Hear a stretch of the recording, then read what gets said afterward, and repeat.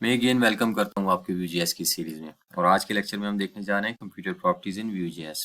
हम देखेंगे कि हम कंप्यूटर प्रॉपर्टीज Vue.js में किस तरह क्रिएट करते हैं और हमें इनकी ज़रूरत क्यों पड़ती है। तो चलते हैं अपने कोड पे और सीखते हैं कि कंप्यूटर प्रॉपर्टीज क्या हैं और इन्हें किस तरह क्रिएट किया जाता है। तो ये हमारा कोड है। सबसे पहले मैं आपको एक छोटी सी एग्जांपल के थ्रू बताना चाहूँगा कि कंप्यूटर प्रॉपर्टीज़ की हमें ज़रूरत क्यों पड़ती है। तो यहाँ पे मैं दो प्रॉपर्टीज़ क्रिएट करूँगा, एक फर्स्ट नेम की नाम से और दूसरी जो हमारे पास होगी वो लास्ट नेम की होगी। तो सबसे पहले जो मैंने प्रॉपर्टी क्रिएट की वो फर्स्ट नेम के नाम से है, फर्स्ट नेम। और मैं लिखता हूँ रैप। और उसके बाद मैंने दूसरी प्रॉपर्टी क्रिएट की लास्ट नेम। और वहाँ पे भी मैं क्या यूज़ करता हूँ रैप एंड देन मैंने क्या उसे वैल्यू साइन किया अहमद।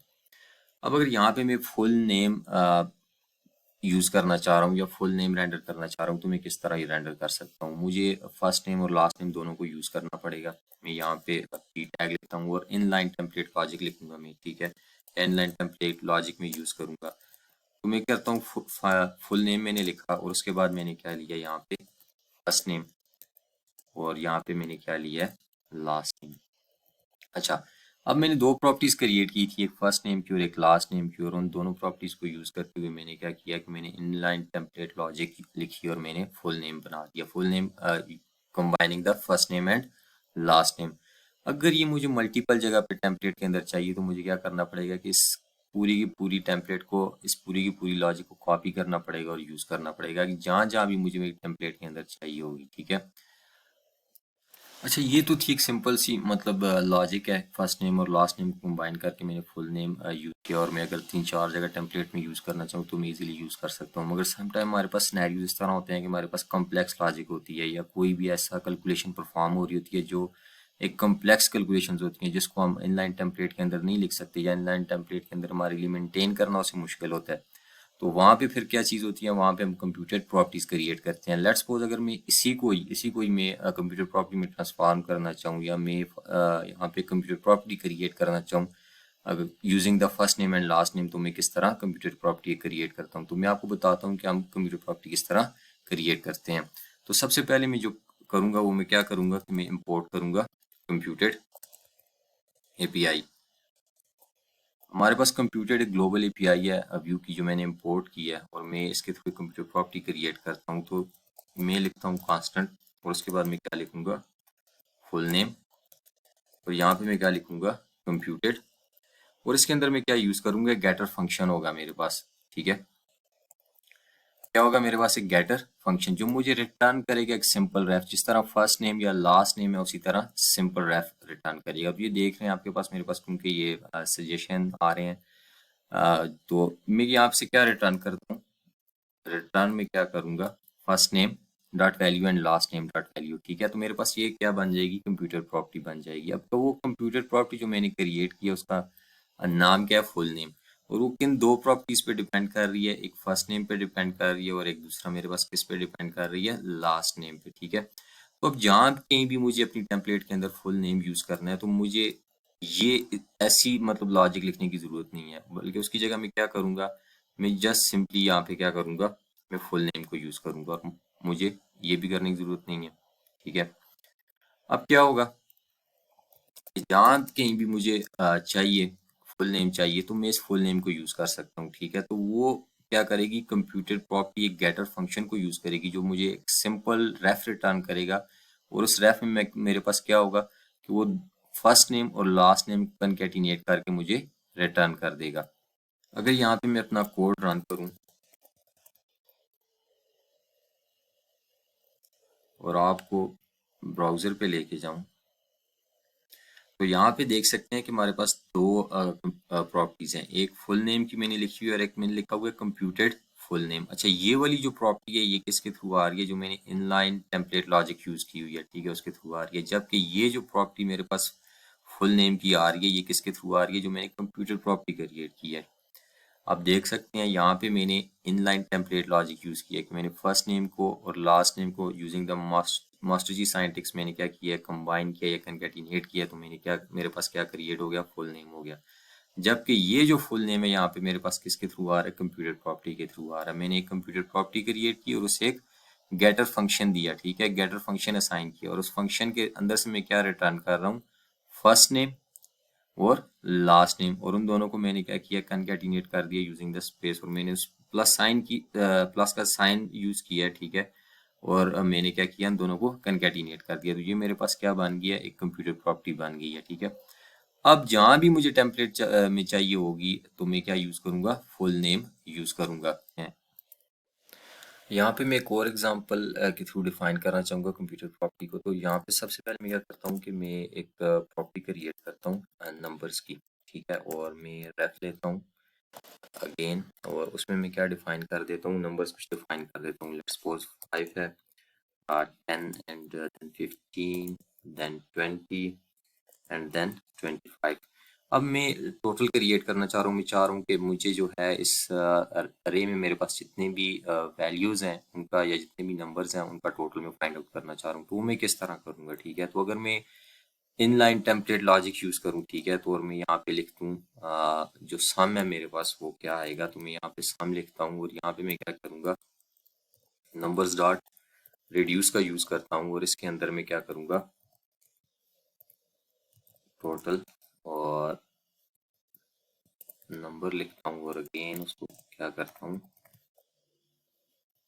टोटल एंड नंबर्स, और से ये जीरो। तो ये मुझे क्या प्रोवाइड कर देगा, मैंने जावास्क्रिप्ट रिड्यूस का फंक्शन यूज किया, और रिड्यूस का फंक्शन क्या करता है, कॉल बैक लेता है, और उसके बाद क्या करेगा, जो टोटल और नंबर होगा उन दोनों को मुझे प्लस करके सम निकाल के दे देगा, ठीक है।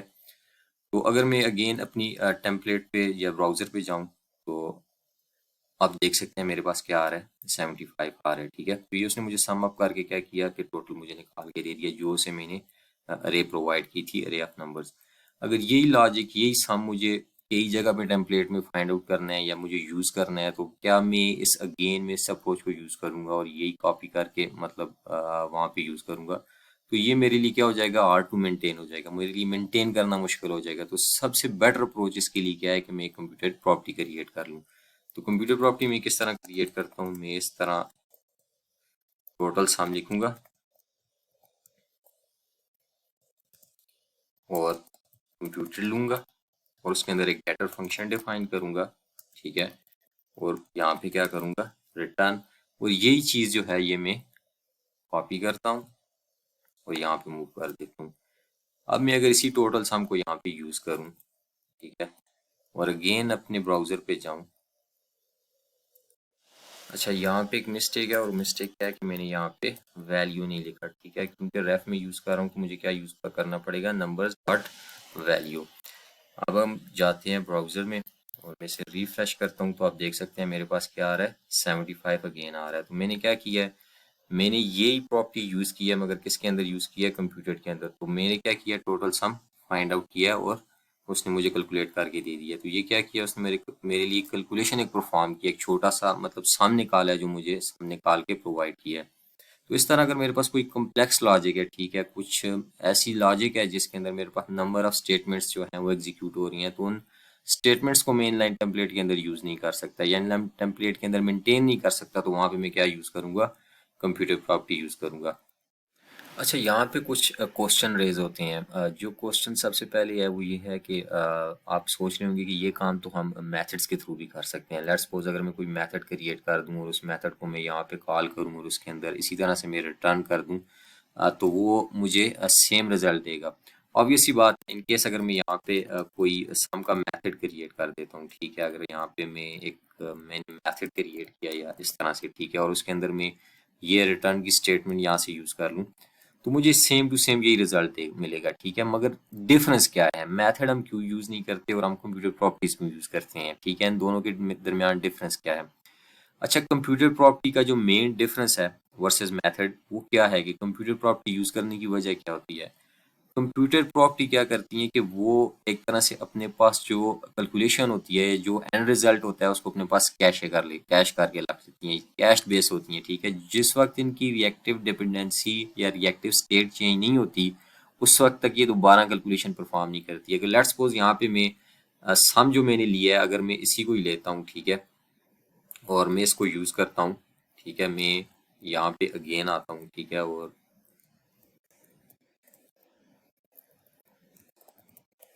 इसके साथ में कंप्यूटर लिख देता हूँ और इसके साथ में टोटल सम लिख देता हूँ, ठीक है। और अगेन अगर मैं यहाँ पे यूज़ करूँ जो मैंने ये सम का फंक्शन क्रिएट किया है, ठीक है, मैं सम के फंक्शन को क्रिएट किया है जो मैं उसको यूज़ करता हूँ, तो ये भी मुझे सेम रिजल्ट देगा। ये भी क्या करेगा, ये भी मुझे सेम रिजल्ट देगा। अगर मैं अपने ब्राउज़र में जाऊँ तो यहाँ देखते हैं जो टोटल सम मैंने यूजिंग द सम फंक्शन लिया उसके थ्रू भी मुझे 75 मिल रहा है और जो कंप्यूटर प्रॉपर्टी के थ्रू मिल रहा है वो भी 75 मिल रहा है। दोनों मतलब सेम है, मगर क्यों इनमें डिफरेंस क्या है, इनमें डिफरेंस क्या है कि हमें कंप्यूटर प्रॉपर्टी क्यों यूज़ करनी चाहिए। अच्छा, कंप्यूटर प्रॉपर्टी क्या करती है, वो एक स्नैपशॉट ले लेती है, ठीक है, कि आपने उसने कैलकुलेट किया और उसके पास 75 आया, उसने स्नैपशॉट ले ली, ठीक है, और अपने पास रख ली। अब इसके बाद आप इसे टेम्पलेट में 10 दफ़ा कॉल करें, ठीक है, जितनी दफ़ा मर्जी है कॉल करें। एक दफ़ा उसने कैलकुलेशन परफॉर्म की और 75 रिजल्ट आया और उसने वो अपने पास कैशे करके रख लेती है। अनलेस के इनमें से कोई वैल्यू चेंज ना हो, मीन्स के कोई ऐड ना हो, कोई रिमूव ना हो, ये कैलकुलेशन दोबारा परफॉर्म नहीं होगी कंप्यूटर के अंदर। जो ये उस वक्त परफॉर्म होगी ये कैलकुलेशन के अगर नंबर्स के अंदर कोई और नंबर ऐड हो रहा है या रिमूव हो रहा है। जबकि ये जो होता है, ये सम का जो मैंने फंक्शन कॉल किया ये नहीं होता। सम का फंक्शन अगर इधर मैं 5 दफ़ा या 7 दफ़ा कॉल करता हूँ, वो सम का फंक्शन बार बार कॉल होगा। और उसकी एग्जांपल मैं आपको बता सकता हूँ। अगर मैं यहाँ पे लिखूँ console.log और यहाँ पे मैं लिखता हूँ सम फंक्शन, ठीक है, मैंने सम का जो फंक्शन यूज़ किया मैं उसको कंसोल करवा रहा हूँ, ठीक है। और यहाँ पे मैं इसको थोड़ी देर के लिए कमिट करता हूँ। अगर मैं अगेन आपको ब्राउज़र में लेके चलूँ और डेवलपर्स टूल में लेके जाऊँ तो यहाँ पे देख रहे हैं इसकी कॉल, अभी देखिएगा ये कितनी दफ़ा कॉल हुआ, 1 2 3 4 एंड 5। तो अब देख सकते हैं कि मैंने इसे टेम्पलेट के अंदर कितनी दफ़ा यूज़ किया, 1 2 3 4 एंड 5। तो मैंने इसे 5 दफ़ा यूज़ किया और ये 5 दफ़ा कॉल गया। इसी के अगेंस्ट अगर मैं कंप्यूटर प्रॉपर्टी यूज़ करता हूँ और उसे मैं कॉल करता हूँ मल्टीपल टाइम्स, मैं मल्टीपल टाइम्स कंप्यूटर प्रॉपर्टी को कॉल करता हूँ, ठीक है। यहाँ पे मैंने जो कंप्यूटर प्रॉपर्टी ली थी टोटल सम की, उसे मैं मल्टीपल टाइम्स कॉल करता हूँ और यहाँ पे मैं क्या लिखता हूँ, console.log computed। और ये आपके पास जो रिजल्ट आएगा ये जस्ट कितनी दफ़ा आएगा, एक दफ़ा। ये देख रहे हैं ये एक दफ़ा। वो फर्स्ट टाइम उसने क्या किया कि उसने कैलकुलेट की वैल्यू और अपने पास कैश करके रख ली। उसके बाद क्योंकि इस अरे में कोई भी चेंजेस नहीं आई हैं तो उसने क्या किया, खुद को जो रिकैलकुलेशन होती है वो उसने परफॉर्म नहीं किया है। कंप्यूटर प्रॉपर्टी जो होती है उसमें हमेशा क्या होता है कि जो वो किस पे डिपेंड कर रही होती है, रिएक्टिव स्टेट पे। अगर कोई रिएक्टिव स्टेट जिस पे वो डिपेंड कर रही है वो चेंज होगी तो वो खुद को कैलकुलेट करेगी, अदरवाइज नहीं करेगी। ये एक स्नैपशॉट की तरह है कि इसने एक स्नैपशॉट ली और अपने पास रख ली, ठीक है। अगर स्नैपशॉट में कोई चेंजेस हो रही है, मींस के उसकी जो प्रॉपर्टी जो जिस प्रॉपर्टी पे वो डिपेंड कर रही है वो चेंज हो रही है, तो फिर क्या होगा कि वो दोबारा कैलकुलेशन परफॉर्म करेगी, अदरवाइज वो कैलकुलेशन कोई भी परफॉर्म नहीं करेगी। तो ये डिफरेंस है कंप्यूटर प्रॉपर्टी का और जो हम सिंपल एक फंक्शन या मेथड यूज करते हैं उसके अंदर। तो कंप्यूटर प्रॉपर्टीज हमारे पास क्या होती हैं, कैश बेस्ड प्रॉपर्टीज होती हैं, ठीक है। ये कैश करके अपने पास रख लेती हैं, ठीक है। जिस तरह आज अगर मैं कोई प्रॉपर्टी यूज करता हूँ और उसमें मैं आज की डेट दे देता हूँ, ठीक है। अगर मैं इधर डेट की प्रॉपर्टी यूज कर ली, ठीक है, और मैं कंप्यूटर लिखता हूँ और इसके अंदर मैं आज की लिख देता हूँ, ठीक है, न्यू, और मैं कर देता हूँ डेट डॉट नाउ। तो ये उस वक्त तक फिर एक दफ़ा ये रन होगी और अपनी वैल्यू कैलकुलेट करके देगी। उसके दफ़ा मैं जितनी दफ़ा भी इसे यूज़ करूँ ये कैलकुलेट नहीं करेगी अनलेस कि ये डेट चेंज ना हो। तो ये एक मेन डिफरेंस है कंप्यूटर प्रॉपर्टीज और मेथड्स के दरमियान। कंप्यूटर प्रॉपर्टीज क्या करती हैं, खुद को कैश कर लेती हैं, ठीक है, depending on their reactive state. और जिस वक्त तक उनकी रिएक्टिव जो स्टेट होती है जिस पे वो डिपेंड कर रही होती हैं वो चेंज नहीं होती है, उस वक्त तक वो क्या करती हैं कि जो रिजल्ट उन्होंने कैश किए होता है या उसको वो क्या करती हैं दोबारा रिटर्न कर देती हैं। जिस तरह यहाँ पे क्या हो रहा है कि उसने एक दफ़ा कैलकुलेशन परफॉर्म की और 75 आ गया, तो फिर उसके दफ़ा आप उसे जितनी दफ़ा मर्जी है अपनी टेम्पलेट में यूज़ करें, वो क्या करेगी, जो कैश उसने रिजल्ट रखा हुआ है या कैश उसने अपने पास रखा हुआ है वही रिटर्न करेगी दोबारा जितनी दफ़ा भी आप उसे यूज़ करेंगे।